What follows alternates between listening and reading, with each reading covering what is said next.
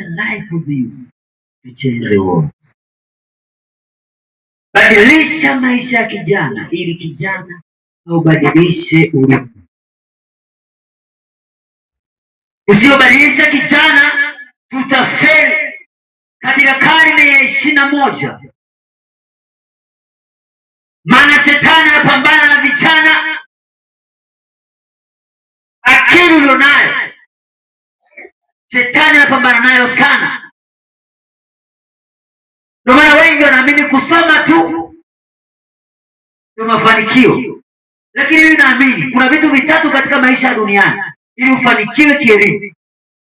Jambo la kwanza, Biblia inazungumza kwamba nitabariki kazi za mikono yako. Maana kitu cha kwanza kabisa unasoma ili Mungu akabariki kazi ya mikono yako. Jambo la pili, nitabariki mifugo. Mungu anazungumza tabariki mifugo.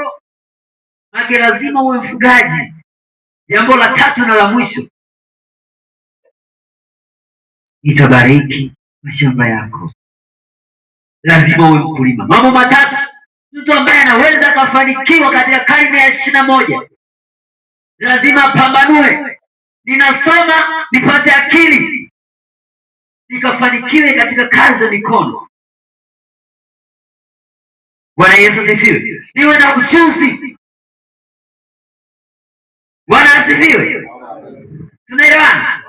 Lazima kwanza uwe na ujuzi. Mambo matatu duniani hapo usipotembea nayo, ukatembea na moja, bado umefeli. Hata walioajiriwa wenye digrii zao wana maisha, wameajiriwa, lakini kama watembei katika kanuni tatu, bado wamefeli. Mtu mwenye akili anaweza kama ameajiriwa lakini bado ni mkulima. Ameajiriwa lakini bado ni mfugaji. Huyo mtu lazima atembee. Na Mungu akitaka kuachia baraka, akitaka kuingilia katika kilimo, anaachilia baraka. Akitaka angalie katika kazi, anaachilia baraka. Sio kinapanda. Akitaka angalie katika mifugo, mifugo inabarikiwa.